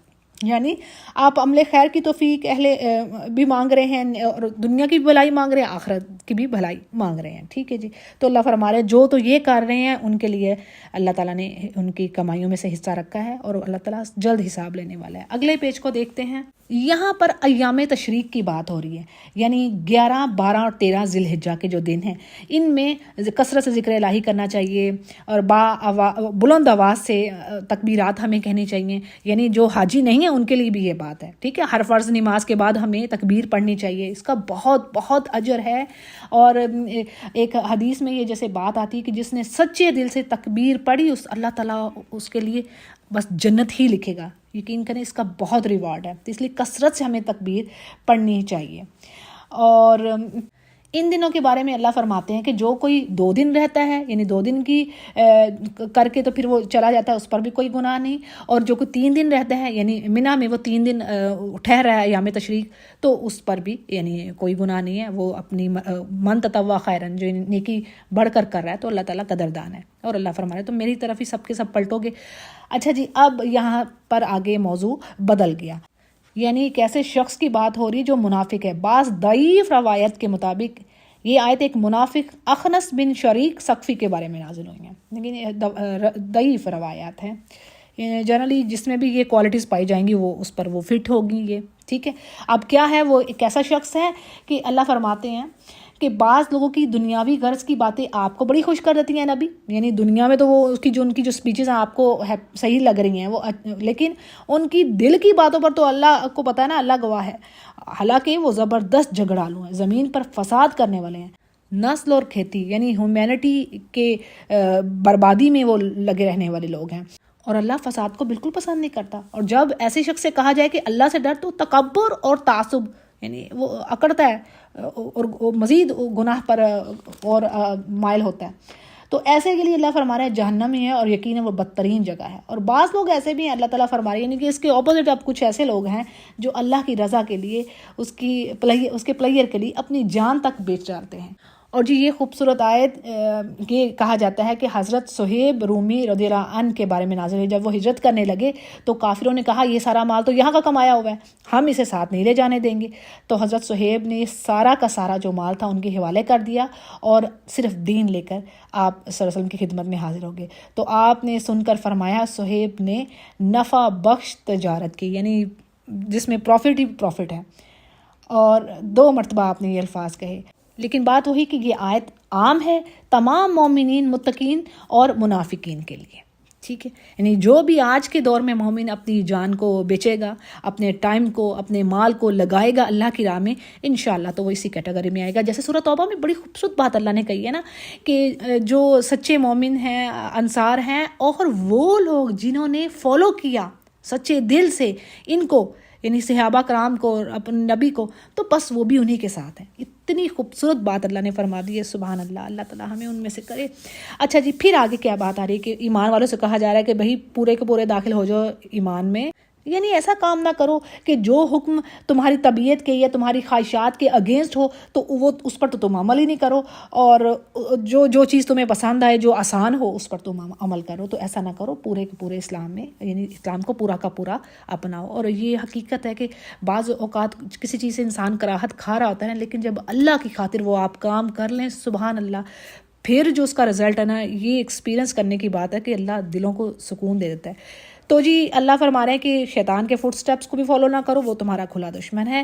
اور اگر تم کسی وجہ سے کوئی گناہ کر ڈالتے ہو یا یعنی پھسل جاؤ، تو جان لو کہ اللہ تعالیٰ غلبہ رکھنے والا، پریویل کرنے والا اور حکمت والا ہے. پھر جی ان کافروں سے اللہ فرما رہا ہے کہ کیا یہ اس چیز کے انتظار میں ہے کہ اللہ تعالیٰ خود یعنی بادلوں کے سائے میں آ جائے اور فرشتے بھی آ جائیں اور کام کی انتہا آ جائے؟ نہیں، ایسا تو پھر قیامت کے دن ہی ہوگا، اور اس طرح تو کام پورا ہو جائے گا. اصل تو کام وہی ہے ان سین پر بلیو کرنا، اور تمام کام تو اللہ ہی کی طرف لوٹائے جانے ہیں. اگلے پیج کو دیکھتے ہیں. یہاں پر اللہ سبحانہ تعالیٰ فرما رہے ہیں کہ بنی اسرائیل سے پوچھیے کہ ہم نے انہیں کتنی روشن نشانیاں عطا کی. یعنی روشن نشانیوں سے مراد موسیٰ علیہ السلام کا عصا، جادوگروں کا توڑ کیا، سمندر سے راستہ بنایا، پتھر سے 12 چشموں کا جاری ہونا، من و سلوہ کا نازل ہونا. یہ سب کی چیزیں جو تھیں یہ میسنجر کی سچائی کا ثبوت تھی، پروف تھی. لیکن کیا کیا کہ نعمتوں کے پہنچ جانے کے بعد انہوں نے ان کو بدل ڈالا. یعنی نعمت کے بدلنے کا مطلب یہ ہے کہ ایمان کے بدلے انہوں نے کفر کا راستہ اپنایا، اور اللہ سخت عذاب دینے والا ہے. پھر آگے اللہ فرما رہے ہیں کافروں کے لیے یہ دنیا تو بڑی خوبصورت بنا دی گئی ہے، بڑی سجی ہوئی ہے، اور ایمان والوں سے وہ ہنسی مذاق کرتے ہیں. اس کی پیچھے بیک گراؤنڈ میں یہ بات ہے کہ مسلمانوں کی اکثریت غربا پر مشتمل تھی. یعنی وہ رچ نہیں تھے، اور دنیاوی جو سہولتیں جو فیسلٹیز تھیں وہ ان سے محروم تھے. اس پر جو مکہ کے کافر تھے وہ ان کا مذاق اڑاتے. تو اللہ فرما رہے ہیں آج تو دنیا کی زندگی میں یہ ان کا مذاق اڑا رہے ہیں، لیکن قیامت کے دن یہی جو مومن ہیں یہ ان سے اوپر ہوں گے. اور آگے کہا جا رہا ہے کہ تمام کے تمام لوگوں کو اللہ نے ایک ہی امت یعنی ایک ہی دین فطرت پر پیدا کیا، اور اللہ نے نبیوں کو بھیجا، ڈرانے والے، خوشخبریاں دینے والے، 7 کتابیں بھیجی تاکہ لوگوں کے درمیان ان کے اختلافات کا جو وہ فیصلہ کیا جائے. اور اصل میں اختلاف تو وہی لوگ کرتے ہیں بغض اور اناد کی وجہ، یعنی ہیٹ اور جیلسی. انہیں خوب پتہ ہوتا ہے کہ یہ بات حق ہے، یعنی دلائل آ جانے کے بعد اختلاف کرتے ہیں. اور ایسا ہے کہ اللہ ایمان والوں کو بھی یعنی جو یہ آپس میں اختلاف کرتے ہیں ان کو اپنی حق کی طرف اپنے اذن سے ان کو گائیڈ کرتا ہے، اور اللہ جس کو چاہے سیدھی راہ کی طرف رہنمائی کرے. اس بات سے مراد یہ ہے کہ دیکھیں اہل کتاب نے جمعہ میں اختلاف کیا، یعنی یہود نے ہفتے کو، نصارہ نے اتوار یعنی سنڈے کو اپنا سیکرڈ ڈے بنا دیا، تو اللہ نے مسلمانوں کو جمعہ کا دن اختیار کرنے کی ہدایت دے دی. اسی طرح ایک اور مثال کو لے لیں، عیسیٰ علیہ السلام کے بارے میں انہوں نے اختلاف کیا، یہود نے تو بالکل ہی ریفیوز کر دیا انہیں، اور ان کی والدہ پر بہتان لگایا. اس کے اپوزٹ کیا تھا، عیسائیوں نے ان کو اللہ کا بیٹا بنا دیا، جبکہ اللہ نے مسلمانوں کو ہدایت دی، اور مسلمان اس چیز پر یقین رکھتے ہیں کہ وہ اللہ کے پیغمبر ہیں. اچھا جی، کچھ بینیفٹس کو دیکھ لیتے ہیں. اللہ کی نعمتوں پر شکر نہ کرنا، ان کو استعمال نہ کرنا، یہ بھی انسان کے زوال کا باعث ہے. پھر اسی طرح جو عظیم چیز، جو سب سے بڑی چیز جو انسان کے فیلئر کا باعث ہے وہ ہے اختلافات. یعنی آپس کے اختلافات جو ہیں وہ زوال کی طرف، پستی کی طرف ہی انسانوں کو لے کے جاتے ہیں. کوئی بھی نیشن دیکھ لیں آپ. پیج کے آخر میں اللہ فرما رہے ہیں کہ آزمائش ہوتی ہے انسانوں کی، حتیٰ کہ رسولوں کی، اور ان کے ساتھ جو نیک لوگ ہیں ان کی بھی ہوتی ہے، اور یہ اللہ کی سنت رہی ہے. الابتلاء سنت اللہ تعالیٰ فی اولیاء، اور اللہ ہر ایک کو آزماتا ہے اس کے ایمان کے مطابق. جتنا کسی کے دل میں ایمان ہے اس کے اتنے ہی مطابق اس کو اللہ تعالیٰ لا یکلف نفس الا وسعها. ٹھیک ہے، تو آزمائش تو سبھی کی ہوتی ہے. اور ایک اور بینیفٹ کیا جی، عظیم چیز، سب سے بڑی چیز یعنی بلا کے وقت، مصیبت کے وقت، ایک تو صبر ہے، اور دوسرا صالحین کی لائف کو دیکھنا. آپ صلی اللہ علیہ وسلم کی لائف کو اٹھا کے دیکھ لیں. اسی طرح آپ قرآن کریم میں دوسرے انبیاء کو دیکھیں. جیسے مثال کے طور پر یونس علیہ السلام کو ہم دیکھتے ہیں. اب جب وہ مچھلی کے پیٹ میں گئے تو کیا دعا آتی ہے، یعنی وہ کہتے ہیں یا رب تو پاک ہے، میں ہی ظالموں میں سے ہوں. اور ہمارا کام کیا ہوتا ہے، نہیں جی ہم تو بڑے صحیح ہیں، یہ کام تو فلاں کی وجہ سے میری زندگی میں خراب ہوا ہے، فلاں نے ایسا کیا، فلاں نے ایسا کیا، فلاں بھابھی نے، فلاں دیورانی نے، فلاں نند نے، بس میں تو بالکل صحیح ہوں اپنی جگہ پر، اس کی وجہ سے میری زندگی میں یہ پریشانیاں آئی ہیں. تو یہ ہمارا طریقہ کار، یہ ہمارا جو کانسیپٹ ہے نا، ہمیں اس کو بدلنے کی ضرورت ہے کہ انبیاء کی زندگیوں کو، اولیاء کرام کی زندگیوں کو دیکھیں. اور آخر میں پھر بات ہوتی ہے کہ کیا خرچ کیا جائے. تو اللہ کہہ رہے ہیں جو بھی تمہارے پاس یعنی تمہاری ضروریات سے زائد کے جو بچ گیا ہے، وہ یعنی جو رسپانسبلٹیز ہیں، یعنی والدین پر خرچ کرنا، فیملی والوں پہ خرچ کرنا، جن کی ذمہ داری اللہ نے تمہیں دے دی ہے، اس کے بعد بچ گیا ہے تو اپنے رشتہ داروں پر خرچ کرو، یتیموں، مسکینوں اور وابن السبیل، اور جو بھی تم نیکی کر رہے ہو اللہ اس سے خوب واقف ہے. اگلے پیج پر بڑی زبردست حکمت والی بات ہے. اللہ فرما رہے ہیں تمہارے اوپر میں نے قتال فرض کر دیا ہے، اور ہو سکتا ہے کسی چیز کو تم ناپسند کرو لیکن اس میں تمہارے لیے خیر ہو، اور ہو سکتا ہے کسی چیز کو تم بڑا ہی پسند کر رہے ہو لیکن اس میں تمہارے لیے شر ہے، تمہیں پتہ نہیں ہے. اس بات کو آپ زندگی کے تمام حصوں پر یعنی پوری اپنے جو آپ کے جو کام ہے نا ان پر امپلیمنٹ کیجیے. اور اللہ فرما رہے ہیں میں جانتا ہوں تم نہیں جانتے. کوئی بھی چیز ہو آپ کو بڑی پسند ہوئی، کوئی جاب ہے، کہیں ٹریول کرنا ہے، کسی بچے کا رشتہ دیکھ رہے ہیں، کسی بھی قسم کا معاملہ ہے، آپ اللہ سے مشورہ کیجیے، اللہ سے دعا مانگیے، اللہ اگر یہ میرے لیے بہتر ہے تو مجھے دے دے، اور اگر نہیں تو اس کو دور کر دے۔ تو یہ ہے جی چیزیں ہمارے سیکھنے کو ان چیزوں میں۔ پھر جی آگے شہر الحرام کے بارے میں بات ہوتی کہ ان میں قتال کرنا کیسا، تو اللہ فرما رہے ہیں، پیچھے بھی بات ہو چکی ہے کہ ان جو 4 حرمت والے مہینے ہیں ان میں قتال کرنا بہت ہی بری چیز ہے، لیکن اللہ کی راہ سے لوگوں کو روکنا، مسجد حرام سے روکنا، یہ اس سے بھی بڑھ کر ہے، یعنی الفتنہ اکبر، یہ اس سے فتنہ قتل سے بڑھ کر ہے، اور فتنہ کیا ہے؟ کفر و شرک۔ اور کہا گیا کہ یہ جو اہل کتاب ہے نا، یہ تم سے لڑتے ہی رہیں گے یہاں تک کہ ان کا دل چاہتا ہے کہ تمہیں تمہارے دین سے ہی پھیر کے رکھتے ہیں، یعنی شرارتیں کرنے سے یہ باز نہیں آئیں گے۔ اور آگے اللہ فرماتے ہیں کہ یہ جان لو تم میں سے جو لوگ بھی اپنے دین سے پلٹے ہو اور اسی کفر کی حالت میں مر گئے تو ان کے سارے اعمال ضائع، یعنی غارت گئے، اور وہ جہنم میں ہی جائیں گے ہمیشہ کے لیے۔ البتہ وہ لوگ جو ایمان لانے والے ہیں، اللہ کی راہ میں ہجرت کرنے والے، اسٹرگل کرنے والے، وہی اللہ کی رحمت پانے والے ہیں، اور اللہ غفور الرحیم ہے۔ پھر جی آخر میں بات آ رہی ہے کہ یہ لوگ آپ سے شراب اور جوئے کا مسئلہ پوچھتے ہیں، تو آپ ان سے کہہ دیجئے نبی کہ ان دونوں میں بہت بڑا گناہ ہے، یعنی شراب میں بھی ٹاکسک ڈرنکس سارے اس میں آتے ہیں، اور جوا گیمبلنگ جو ہے ان دونوں میں بہت بڑا گناہ ہے۔ اگرچہ دنیاوی لحاظ سے کچھ اس میں فائدہ بھی ہے، لیکن ان کا نقصان ان کے نفع سے، یعنی ان کا جو لاس ہے وہ گناہ جو ہے وہ بڑا ہے زیادہ ان کے نفع سے۔ تو بات ایسی ہے کہ وہ چیز جو آپ کا نقصان زیادہ کرے اس سے فائدہ اٹھانا جائز نہیں ہے۔ آج بھی آپ بہت ساری چیزیں ہیں، جیسے آپ ہر طرح کا میڈیا لے لیں، اس میں پھر آگے کہا جا رہا ہے کہ یہ آپ سے سوال کرتے ہیں کہ کیا خرچ کریں، تو آپ ان سے کہیے نبی کہ جو چیز حاجت یعنی آپ کی ضرورت سے زیادہ بچ گئی ہے اس کو اللہ کی راہ میں لگاؤ، اور اللہ اپنے احکام کو صاف صاف تمہارے لیے بیان کر رہا ہے۔ اچھا، اس کے پیچھے بات یہ ہے کہ یہاں پر یہ آ رہی تفسیر کہ یہ حکم بگننگ میں تھا جب اسلام کی شروع میں، زکوٰۃ کے فرض ہونے کے بعد اب یہ عمل ضروری نہیں رہا، یعنی جب آپ نے زکوٰۃ دے دی، یہ بات سمجھ لیں، اگر تو آپ کے مال پر زکوٰۃ لگتی ہے اور آپ نے زکوٰۃ ادا کر دی تو الحمدللہ آپ نے اپنے مال کو پاک کر لیا۔ اب اس کے بعد ہے نفلی صدقات آتے ہیں، وہ پھر اس کے لیے میدان کھلا ہے، جتنا آپ دینا چاہیں، لیکن زکوٰۃ اگر نہ ادا ہوئی تو اس پر تو پکڑ اور اس پر بڑا سخت عذاب ہے۔ اس کے بعد کوئی دے رہا اپنی خوشی سے تو الحمدللہ وہ اپنے لیے جنت کما رہا ہے۔ اگلے پیج کو دیکھتے ہیں، یہاں پر یتیموں کے بارے میں بات ہو رہی ہے، یعنی اللہ تعالیٰ فرما رہے ہیں کہ اگر تم ان کا مال اپنے مال میں ملا لیتے ہو تو تمہارے بھائی ہیں، بد نیت اور نیک نیت انسان کو میں خوب جانتا ہوں، اور اگر اللہ چاہتا تو تمہیں مشقت میں ڈال دیتا۔ اس میں یہ ہے کہ یتیموں کا مال جب ظلمن کھانے کی ایک جب وعید آئی، وارننگ آئی، سورۃ النساء میں یہ آیت آتی ہے، تو صحابہ ڈر گئے اور یتیموں کی انہوں نے ہر چیز کو الگ کر دیا، حتیٰ کہ کھانے پینے کی کوئی چیز بچ جاتی تو اس کو بھی استعمال نہ کرتے اور وہ خراب ہو جاتی، کیونکہ انہیں ڈر ہوتا کہیں ہم اس وارننگ کے میں نہ آ جائیں۔ تو اس پر پھر یہ آیت نازل ہوئی، یعنی اللہ نے اجازت دے دی کہ اصلاح کے لیے، خیر کے کاموں کے لیے تم ان کے مالوں کو اپنے مالوں میں مکس کر سکتے ہو، ایسا نہیں ہانڈی پکڑی ہے تو ایک ہی جگہ پر ہو سکتی ہے۔ اسی طرح سورۃ النساء میں مزید ڈیٹیل ہم دیکھتے ہیں کہ اللہ نے کہا جو تو مطلب فقیر ہے اور اس کے پاس یتیم بچہ اور اس کا مال بھی ہے تو اس کو وہ یعنی اس میں سے استعمال کر سکتا ہے، اسی پر خرچ کر سکتا ہے، اور جو امیر ہے تو اس کو بچنا چاہیے۔ اچھا جی آگے چلتے ہیں، یہاں پر مشرکات سے نکاح کے بارے میں ممانعت آئی ہے کہ جو مشرکہ عورت ہے اس سے نکاح نہیں کرنا، اہل کتاب کی عورتوں سے نکاح جائز ہے۔ مشرکہ عورت سے تبھی نکاح ہو سکتا ہے یہاں تک کہ وہ ایمان لے، اگر وہ ایمان لے آتی ہے تو پھر جائز ہے، چاہے اللہ نے کہا تمہیں کتنی ہی وہ بھائیں۔ پھر اسی طرح نہ ہی مشرک مرد سے آپ نے عورت کا نکاح کرنا ہے حتیٰ کہ وہ ایمان والا ہو جائے۔ لیکن یہ بات یاد رکھیے، اہل کتاب کی عورتوں سے نکاح تو جائز ہے، اس میں بھی علماء کچھ وہ کہتے ہیں کہ ایک آدھ فرقہ دیکھنا ہے جو شرک نہیں کرتا۔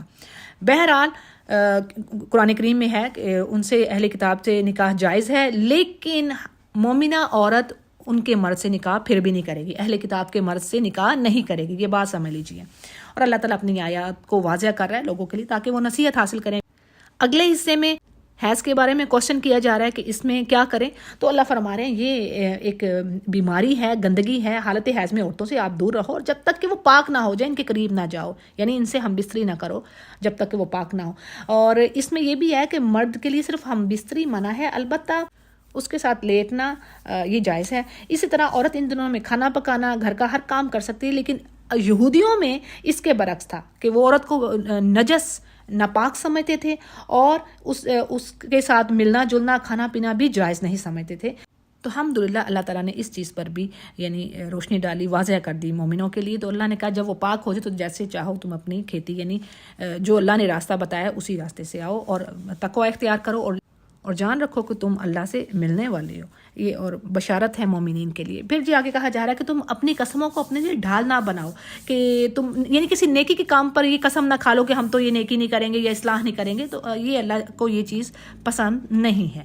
آگے بھی قسم ہی کے بارے میں بات چل رہی ہے کہ اللہ تعالیٰ فرما رہے ہیں یعنی جو غیر ارادی طور عادتاً جو تم قسم کھاتے ہو وہ یعنی اس پر اللہ پکڑ نہیں کرتا. ہاں اس قسم پہ پکڑ کرے گا جو تم پوری ٹینشن سے جان بوجھ کے سمجھتے ہوئے تم قسم کھا رہے ہو اس پر پھر ہے. اگر تم اس کو پورا نہیں کرتے پھر اس کا کفارہ. اور ایک قسم کا کفارہ کیا ہے؟ اگر کوئی توڑ دیتا ہے تو اس پر ہے جی 3 دن کے روزے، 10 مسکینوں کا کھانا جو ایوریج آپ اپنی فیملی کو کھلاتے ہیں، یا پھر اگر وہ بھی نہیں ہے تو پھر ان کو کپڑے دینا، 10 مسکینوں کو کپڑے دینا، یا پھر گردن آزاد کرنا. تو یہ 4 آپشنز ہیں، یعنی ان میں سے کوئی ایک بھی آپ لے سکتے ہیں. اور یہ بات ہمیں سورۃ المائدہ میں ملتی ہے، یعنی آیت میں اللہ نے ڈیٹیل میں بات دے دی ہے. پھر جی آگے اللہ فرما رہے ہیں کہ جو لوگ یعنی ایلا قسم یہ کھا لیتے کوئی شوہر کے اپنی بیوی سے 1 مہینے یا 2 مہینے میں اس سے تعلق نہیں رکھوں گا، یا پھر کوئی ایسے بھی ہوتی ہیں جو مہینے کی مدت طے ہی نہیں کرتے، تو ان کے لیے اللہ تعالیٰ نے 4 مہینے کی مدت طے کر دی ہے.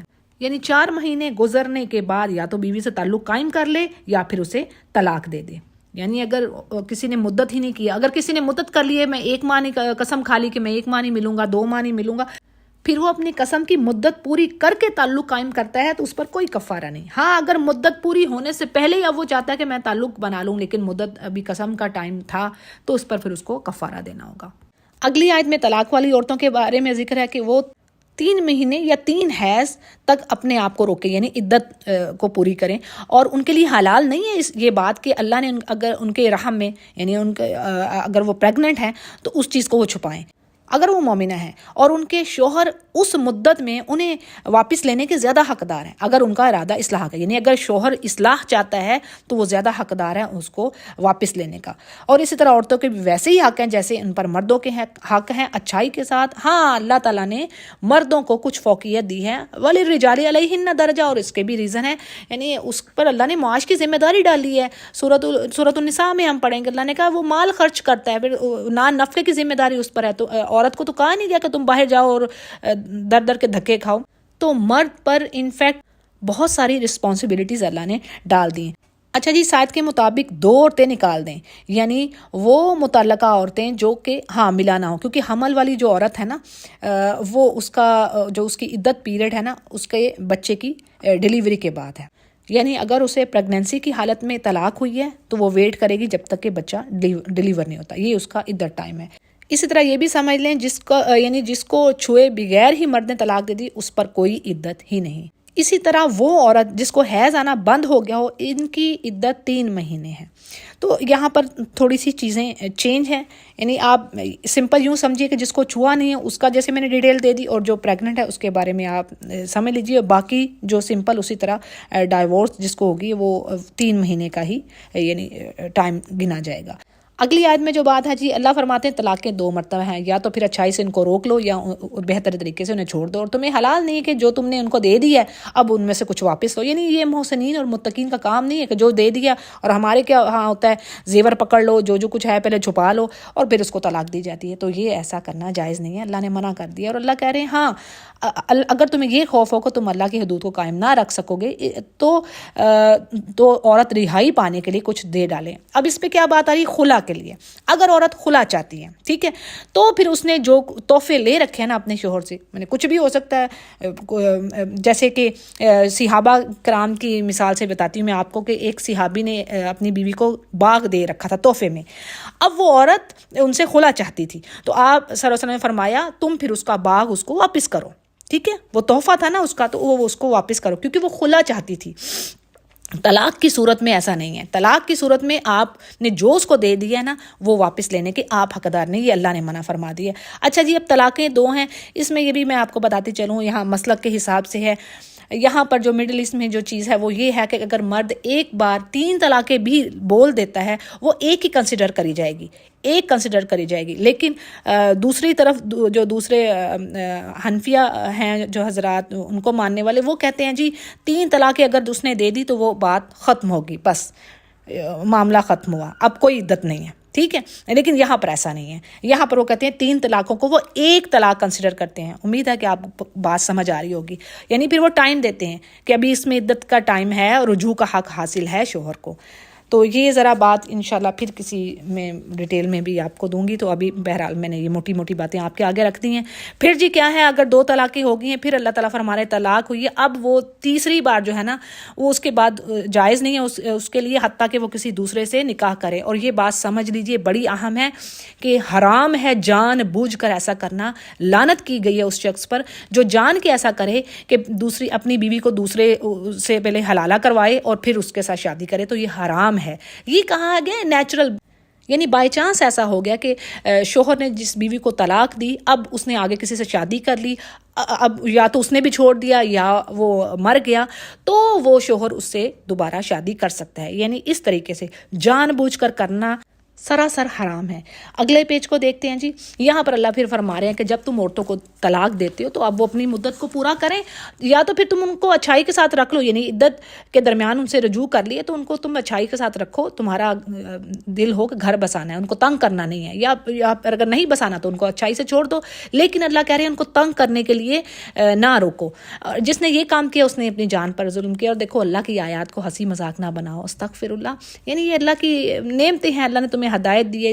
یہ خوبصورت ریلیجن جو آپ کو مکمل کوڈ آف لائف دیتا ہے، الحمدللہ یہ تمہیں دیا ہے. اور کتاب و حکمت تمہیں دی ہے، یعنی تمہیں چیزیں سکھائی ہیں جو تمہیں نہیں پتہ، اور تمہیں اللہ نصیحت کر رہا ہے. اور اللہ سے ڈرو، ہر چیز کو وہ جاننے والا ہے.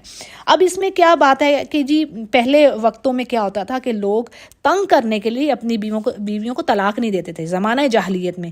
یعنی بار بار ان کو طلاق دیتے، بار بار پھر رجوع کر لیتے. اللہ نے اس چیز سے منع کیا ہے.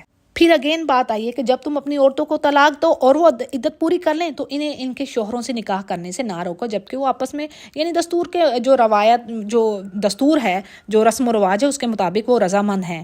تو یہ اللہ نصیحت کر رہا ہے، یعنی تو جو تم میں سے ایمان والا ہے. اور یہی بات زیادہ صفائی یعنی پاکیزگی کے قریب ہے. یہ اس میں پیورٹی ہے زیادہ کہ وہ اپنے ہی شوہر کے پاس واپس چلی جائے. اس کے بارے میں تھوڑی سی بیک گراؤنڈ جان لیں کہ یہ عدت گزرنے کے بعد پہلی یا دوسری طلاق کے بعد جو عدت ہوتی ہے نا، اگر پہلا شوہر اب دوبارہ اس سے نکاح کرنا چاہے، اب اس نے یعنی پہلی عدت میں ٹائم ملا، ایک بار اس نے طلاق دی، 3 مہینے کا ٹائم ملا، اب اس نے اس عدت کے دوران اگر رجوع نہیں کیا تو عدت گزرنے کے بعد اس کو دوبارہ وہ نکاح کا پیغام دے سکتا ہے، اور دوبارہ نکاح ہوگا، دوبارہ حق مہر ہوگا. تو اس طرح آپ صلی اللہ علیہ وسلم کے زمانے میں ایسا ہوا تو عورت کے بھائی نے انکار کر دیا، جس پر یہ آیت اتری کہ یعنی اس کو اپنے واپس اسی شوہر کے پاس جانے سے مت روکو، بلکہ اسی میں بہتری ہے. آج کے اگلے حصے میں بچے کو دودھ پلانے کا جو مسئلہ اس کے بارے میں آ رہا ہے کہ مدت رضاعت، یعنی عورت بچے کو جو بریسٹ فیڈنگ کرتی ہے اس کی مدت جو ٹائم پیریڈ ہے وہ 2 سال تک ہے، اور اس سے کم کی یعنی کوئی بھی گنجائش نکل سکتی ہے. زیادہ سے زیادہ 2 سال تک کی مدت ہے. پھر یہ بات کہی جا رہی کہ طلاق ہو جانے کی صورت میں اگر بچہ چھوٹا شیر کھا رہا ہے، ابھی وہ بریسٹ فیڈنگ پہ ہے، تو اس کی ماں کا نان نفقہ یعنی اس کے کپڑے، اس کے کھانے پینے کا جو خرچہ ہے وہ مرد دے گا جب تک کہ اس کے بچے کو فیڈ کروا رہی ہے. اور اگر مرد زندہ نہیں ہے تو اس کے گھر والوں پر یہ ذمہ داری ہے. اور اسی طرح دونوں میاں بیوی مشورہ کر کے اگر یہ سوچیں کہ ہم نے دودھ کسی اور عورت سے پلوانا ہے تو یہ بھی طریقہ جائز ہے. اس کو یعنی دوسری عورت کو اس کا اجر ہے اس کو پے کر دیا جائے. اور اس میں اللہ یہ بھی فرماتا ہے کہ دیکھو ماں کو تکلیف نہ پہنچاؤ بچے کی وجہ سے، یعنی بچے کو اس سے چھین لیا جائے یا پھر اس کو خرچ نہ دیا جائے. وہ بچے کو فیڈ کروا رہی ہے، اس کو دودھ پلانے پر مجبور تو کیا گیا ہے، لیکن اس عورت کو کوئی نان نفقہ نہیں دیا جا رہا، اس کا خرچہ، اس کے کپڑوں پر کوئی جو خرچہ ہوتا ہے وہ نہیں دیا جائے، وہ دینا ہے. یہ اللہ نے بتا دیا.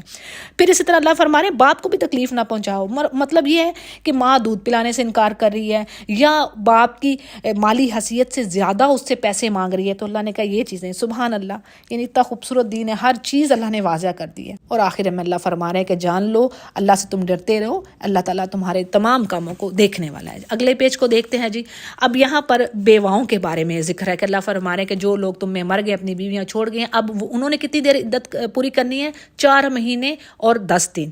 اور جب وہ اپنی عدت کے قریب پہنچتی ہیں تو اگر وہ کوئی نکاح کرتی ہیں کہیں پر تو کوئی گناہ نہیں ہے، نہ تم پر نہ ان پر، یہ ان کا حق ہے، وہ حق لیتی ہیں اپنا، اور اللہ تعالیٰ تمہارے کاموں سے خوب خبردار ہے۔ پھر اسی طرح یہ بھی بات کہی گئی کہ عدت کے دوران یہ منگنیاں نہ کرو، یعنی ولا جناح علیکم فیما اردتم بہ خطبۃ النساء او اکننتم، یعنی تم اپنے نفسوں میں بات رکھو کہ تم اس سے شادی کرنا چاہتے ہو، لیکن عدت کے دوران کسی کو پیغام نہ بھیجو۔ ہاں وہ بیوہ یا وہ عورت جس کو 3 طلاقیں مل چکی ہیں، یعنی بیوہ کا تو شوہر چلا گیا، اب وہ عورت جس کو 3 طلاقیں بھی ہو گئی ہیں، طلاق بائنہ، تو اس کے بارے میں کہا جا رہا ہے کہ عدت کے دوران اس کو اشارے سے یعنی پیغام دیا جا سکتا ہے کہ مثلا میرا ارادہ شادی کا ہے یا میں نیک عورت کی تلاش میں ہوں، یہ اس طرح تفسیر میں بات یہی لکھی ہوئی ہے، ٹھیک ہے۔ تو یعنی اس طرح کی آپ اشارے سے کوئی بات پہنچا سکتے ہیں، لیکن خفیہ وعدے مت کریں، اور مدت گزرنے سے پہلے ہرگز نکاح نہیں کرنا چاہیے۔ اور جان لو کہ اللہ تمہارے دلوں کی باتوں کو خوب جانتا ہے، اور اس سے تقوی یعنی ڈرتے رہو، اور یہ بھی جان لو کہ اللہ تعالیٰ بخشش کرنے والا اور حلم والا ہے۔ اب یہ بھی چیز ہے، اگر کوئی عدت کے دوران نکاح کرا لے تو اس پر کہا گیا کہ اس میں فوراً ان میں جدائی ڈلوا دی جائے، اور اس میں اختلاف ہے، بعض علماء کہتے ہیں ہاں ان کا دوبارہ عدت کے بعد نکاح ہو سکتا ہے، بعض کہتے ہیں نہیں۔ اگلی 2 آیتوں کو دیکھتے ہیں۔ یہاں پر اللہ تعالیٰ فرما رہے ہیں کہ اگر تم عورتوں کو چھوئے بغیر ان سے کوئی ریلیشن نہیں رکھا، ان کو طلاق دے دیتی اور مہر بھی تم نے یعنی حق مہر بھی مقرر نہیں کیا، تو کوئی اس پر گناہ نہیں ہے۔ ہاں انہیں کچھ نہ کچھ فائدہ دو، جو خوشحال ہیں وہ اپنے یعنی جو زیادہ مالدار ہے وہ اپنے حساب سے دے، اور جو تنگ دست ہے جس کے پاس پیسے کی کمی ہے وہ اپنے حساب سے دے دے، اگرچہ تم نے اس کو فرض نہیں کیا، لیکن یہ ڈیٹیل آتی کہ جو وہاں اس کے خاندان میں جو رسم و رواج چلتا ہے اس طریقے سے اس کو کچھ نہ کچھ ضرور دو، اور یہ حق ہے محسنین پر۔ پھر جی کہا گیا اگلی آیت میں، اگر تم عورتوں کو طلاق دیتے ہو اور تم نے ان کو چھوا نہیں، جبکہ حق مہر تم نے فکس کر لیا، ٹھیک ہے، پیچھے تھا حق مہر فکس نہیں ہوتا، یہاں پر حق مہر آپ نے فکس کر لیا، اب کیا ہے، آپ طلاق دے دی ہے تو آدھا اس کو دینا پڑے گا، آدھا حق مہر جو آپ نے کیا ہے وہ دینا پڑے گا، کیونکہ آپ نے چھوا نہیں اس لیے پورا نہیں جائے گا۔ ہاں اس کے برعکس اللہ فرما رہے ہیں کہ جس کے ہاتھ میں نکاح کی گرہ، یعنی اس سے مراد شوہر بھی ہو سکتا ہے، اگر حق مہر سارا ہی یعنی وہ دے دے، پورا کا پورا ہی اس کو دے دے تو یہ بہت ہی یعنی اچھی بات ہوگی، اور اللہ تعالیٰ فرما رہے ہیں کہ آپس میں فضیلت اور یعنی فضل کو، احسان کو، ان چیزوں کو مت بھولو، جبکہ ہمارے کیا ہوتا ہے، ہم تو وہ الزامات کی بوچھاڑ کرتے ہیں، یعنی ہم تو کتاب کو تو ہم نے پھینک دیا ہوا ہے، بس اس پہ عمل ہی کوئی نہیں ہے۔ تو بے شک اللہ تعالیٰ تمام عملوں کو اللہ فرما رہے کہ میں تم دیکھنے والا ہوں۔ پھر جی آگے نمازوں کی بات آتی ہے۔ دیکھیں اب یہ پریشانی کا جو سلسلہ چلا، طلاق کی آیات ہیں، یہ ایون حفظ کرنے میں بھی ٹف ہیں، یقین جانیں، ان میں یہ تو میں نے کوئکلی ذرا آپ کے آگے موٹی موٹی باتیں رکھی ہیں، اللہ سے امید ہے کہ بات کچھ آپ کو سمجھ آ گئی ہو۔ تو یہ جو باتیں چل رہی ہیں ان کے بیچ میں نماز کی بات آ گئی، تو بات یہ ہے کہ یعنی انسان 2 حالات، پریشانی اور خوشی، اس میں جو ہے نا انسان اپنی لیمٹس کراس کر جاتا ہے، یعنی اللہ سے غافل ہو جاتا ہے یا اس کے ذکر سے غافل ہو جاتا ہے۔ تو اس لیے کہا گیا یہاں پر کہ دیکھو درمیانی نماز عصر یا فجر، یہ دونوں چیزیں آ جاتی ہیں، دونوں نمازیں، ان کی حفاظت کرو، یعنی یہ ان حالات میں خوشی یا غمی میں یہ تم سے اللہ کا ذکر نہ چھوٹے، اور یہ تو ایمان ہے۔ اور اسی طرح دشمن سے خوف کے وقت بھی جس طرح بھی ممکن ہے، یعنی چلتے ہوئے، سواری پر بیٹھے ہوئے، یعنی نماز آپ نے نہیں چھوڑنی، اور جب خوف کی حالت ختم ہو جائے تو اسی طریقے سے پڑھیے جیسے کہ اللہ نے ہمیں سکھائی ہے۔ پھر جی بات اگین آ رہی ہے کہ جو یعنی بیوہ ہو گئی ہیں ان کے لیے کیا ہے، یعنی وصیت کر جائیں کہ بیویاں سال تک فائدہ اٹھائیں اور کوئی ان کو وہاں سے نہ نکالے، اگر وہ خود نکل جاتی ہیں تو اس پر کوئی گناہ نہیں ہے، اور اللہ غالب اور حکمت والا ہے، جو بھی وہ اپنے لیے اچھائی کا فیصلہ کرتی ہیں۔ یہ آیت اب منسوخ ہے، اس پر عمل نہیں ہے، کیونکہ اللہ تعالیٰ نے حصے آلریڈی بتا دیے ہیں۔ پھر طلاق والیوں کے لیے اللہ کہہ رہے ہیں کہ ان کے ساتھ حسن سلوک، ان کو کچھ نفع دینا، کچھ متاع دینا، یہ متقین پر واجب ہے، یعنی اچھے طریقے سے، جیسے اللہ بار بار تو کہہ رہے ہیں دیکھو اچھے طریقے سے چھوڑ دو، اگر رکھنا نہیں ہے تو اچھے طریقے خوبصورتی سے چھوڑو، تو اس میں یہی ہے کسی کو کچھ فائدہ دے کے، کچھ پیسے دے کے، اچھے حسن سلوک کے ساتھ چھوڑیں۔ سبحان اللہ، یہ اللہ کے احکامات ہیں۔ اور اسی طرح اللہ تعالیٰ اپنی آیات کو واضح کرتا ہے انسانوں کو تاکہ وہ عقل سے کام لیں۔ یہاں تک طلاق کے مسائل تھے جو کمپلیٹ ہوئے۔ یہاں سے بات چینج ہو رہی ہے. ایک سٹوری ہے، واقعہ ہے کسی پچھلی نیشن کا کہ جس میں ہزاروں کی تعداد میں لوگ موت کے ڈر سے اپنے گھروں سے نکل کھڑے ہوئے رہے، اور اللہ نے انہیں فرمایا مر جاؤ، یعنی راستے میں انہیں موت آ گئی اور اللہ نے پھر ان کو زندہ کیا. اور بے شک اللہ تعالیٰ بڑا فضل کرنے والا ہے. اس میں یہ چیز ہے کہ یہ کہا جاتا ہے کہ جہاد میں قتل کے ڈر سے یا کسی وبائی بیماری طاعون کے ڈر سے وہ اپنے گھروں سے نکلے تاکہ وہ موت سے بچیں، لیکن اللہ نے ان کو مار کر یہ بتلایا پرپس کیا تھا، اس کے پیچھے وزڈم یہ کہ تم اللہ کی تقدیر سے کہیں بچ کر نہیں جا سکتے. جیسے اللہ نے کہہ دیا نا، جہاں پر موت نے آنا ہے وہ تمہیں پکڑے ہی گی لازمی، چاہے تم کسی قلعے میں ہی محفوظ بیٹھے ہو، تو موت نے جہاں آنا ہے وہ تو آ ہی جانا ہے.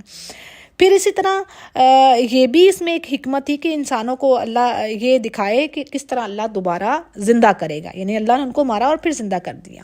اور اللہ فرماتے ہیں کہ میری راہ میں جہاد کرو، قتال کرو، اور جان لو کہ اللہ تعالیٰ سننے والا اور جاننے والا ہے. اور اللہ کی راہ میں بہترین قرض دو، قرض حسنہ، یعنی قرض حسنہ سے مراد اللہ کی راہ میں جہاد میں مال خرچ کرنا، اور اسی طرح جہاں جہاں پر اللہ نے راستے بتائے ہیں مال خرچ کرنے کے، کسی بیوہ کے، کسی ضرورت مند، مسکینوں کو، یتیموں کو، ان لوگوں کو یعنی اللہ کی راہ میں مالی مدد ان کی کرنا. آگے یہاں پر بنی اسرائیل کی قوم کا قصہ ہے. جب انہوں نے اپنے پیغمبر سے کہا کہ کسی کو ہمارا بادشاہ بنا دیجیے تاکہ ہم اللہ کی راہ میں جہاد کریں، اس پر پیغمبر نے کہا کہ ممکن ہے اگر تم پر جہاد فرض کر دیا جائے، جو یعنی تم اب کہہ رہے ہو کہ جہاد ہم نے کرنا ہے، اور جب وہ فرض ہو تو تم اس سے منہ پھیر لو. تو اس پر کہنے لگے کہ ایسا کیسے ممکن ہے، یعنی ہمیں تو ہمارے گھروں سے دور کر دیا گیا، اجاڑ دیے گئے گھر، اور بچوں سے دور کر دیا گیا. اب تو ہم پر قتال فرض ہوا تو ہم لازمی لڑائی کریں گے. لیکن ہوا یہ کہ جب ان پر قتال فرض ہوا وہ منہ پھیر گئے. بڑے تھوڑے سے لوگ اس چیز میں آئے، اور اللہ کہہ رہے ہیں میں خوب جانتا ہوں ظالموں کو. پھر جو ان کے نبی نے کہا کہ اللہ نے تمہارے لیے بادشاہ بنا دیا ہے طالوت کو، تو کہنے لگے بھلا اس کی ہم پر حکومت کیسی ہوگی طالوت کی، یعنی یہ تو ہم سے زیادہ حقدار نہیں ہے بادشاہت کا، اس کے پاس تو مال بھی نہیں ہے جبکہ ہم تو زیادہ حقدار ہیں. تو اس پر نبی نے فرمایا کہ دیکھو اللہ نے اس کو تم پر چوز کیا ہے، اور اسے علمی اور جسمانی برتری دی ہے تم پر، اور اللہ جسے چاہے اپنا ملک دے. یہ تو اللہ تعالیٰ یعنی وسعت والا ہے، وہ علم والا ہے، اس کو خوب پتہ ہے ہر چیز کا. بات یہ تھی کہ طالوت علیہ السلام بنی اسرائیل کی نسل میں سے نہیں تھے، یعنی جو ان کے بادشاہوں کا سلسلہ چلتا آ رہا تھا. یہ غریب اور ایک عام فوجی تھے جس پر انہوں نے اعتراض کیا. تو پیغمبر نے کہا یہ تو میرا انتخاب نہیں، یہ تو اللہ نے مقرر کیا ہے، اور وہ واسع علیم ہے. اور پھر انہوں نے کہا کہ نبی نے کہ اس کی جو نشانی ہے وہ یہ کہ جو تابوت سکینہ ہے وہ تمہارے پاس آ جائے گا. یہ تابوت سکینہ کیا ہے؟ یہ ایک صندوق ہے جس میں بنی اسرائیل کے تبرکات، یعنی موسیٰ علیہ السلام اور ہارون علیہ السلام کی جو باقیات تھیں وہ اس میں موجود تھیں. اور بنی اسرائیل اس صندوق کو، اس تابوت کو اپنے لیے برکت کا باعث سمجھتے تھے، جبکہ دشمن ان کا یہ تابوت لے گیا. اب اللہ نے نشانی کے طور پر تابوت فرشتوں کے ذریعے طالوت علیہ السلام یعنی طالوت کے دروازے پر اللہ نے پہنچا دیا، جسے دیکھ کر بنی اسرائیل بڑے خوش ہو گئے، اور بس انہوں نے پھر ان کو ایکسیپٹ کر لیا. اگلے پیج پر طالوت علیہ السلام اور ان کے لشکر کا ذکر آ رہا ہے کہ جیسے ہی وہ نکلے تو انہوں نے کہا کہ اللہ تعالیٰ تمہیں ایک نہر کے ذریعے آزمانے والا ہے، یعنی جو بھی مجاہدین ان کے ساتھ تھے ان کو کہہ دیا گیا بھی تمہارا ٹیسٹ ہونا ہے. جس نے اس نہر سے پانی پی لیا وہ تو میرے ساتھ نہیں چلے گا، اور ہاں جس نے تھوڑا سا پانی یعنی صرف ایک چلو بھر کے پانی پیا وہ میرے ساتھ رہے گا. تو ہوا یہ کہ سب نے پانی پی لیا سوائے چند لوگوں کے جنہوں نے پانی نہ پیا، وہ ان کے ساتھ رہے. یہ دیکھ لیں اللہ کس طریقے سے انسانوں کو آزماتا ہے. دوسری طرف جو ان کے دشمن تھا وہ تھا جالوت ان کی دشمن قوم کا کمانڈر تھا، اور یہ قوم عمالقہ قوم جانی جاتی تھی. یہ بہت بہادر اور جنگجو قوم سمجھی جاتی تھی. انہی کو دیکھتے ہوئے جب طالوت اور مومنین یعنی سامنے اس کے ہوئے تو وہ کہنے لگے کہ آج تو ہم میں طاقت نہیں ہے. ظاہر ہے جیسے آج کے آپ دیکھ لیں، آج مسلمانوں کے پاس کس طرح کے ویپنز ہیں، کیسی ٹیکنالوجی ہے، تو وہی چیز کو آپ سمجھیے جو پیچھے اسی حساب سے کہ انہوں نے کہا کہ جی آج ہم کیسے ان کے لشکروں سے لڑیں گے. یعنی وہ تو ان کے پاس تو بڑے مادی اسباب تھے، جدید ٹیکنالوجی تھی، ویپنز بڑے زبردست تھے. تو اس پر جو وہ لوگ جو پکے مومن تھے جن کو پتا تھا اللہ سے ہم نے ملاقات کرنی، انہوں نے کہا دیکھو بہت سی چھوٹی جماعتوں نے یعنی چھوٹے گروپس نے بڑے بڑے گروپس پر غلبہ پا لیا، ان کو ڈیفیٹ کیا بڑے بڑے گروپس کو اللہ کی مدد سے. یعنی مومن کو تو اپنے رب پر توکل ہونا چاہیے اور اپنی ایمانی قوت پر.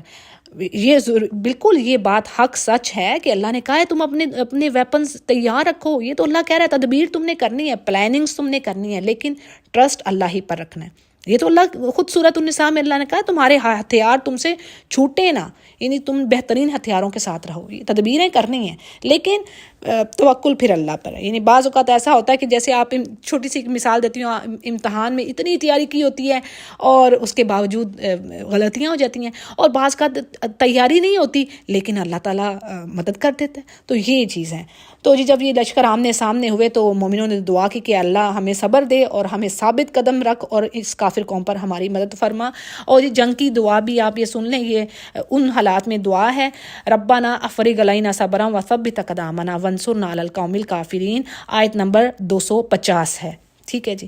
اب اللہ کے اذن سے داؤد علیہ السلام نے جالوت کو قتل کیا اور اللہ سبحانہ تعالیٰ نے ان کو ملک، بادشاہت، حکمت، یعنی اللہ نے اپنا ان کو دین سکھایا، دین کی تعلیم دی، کتاب دی، بادشاہت دی، اور یہاں پر حکمت سے بعض علماء نے نبوت مراد لیا ہے۔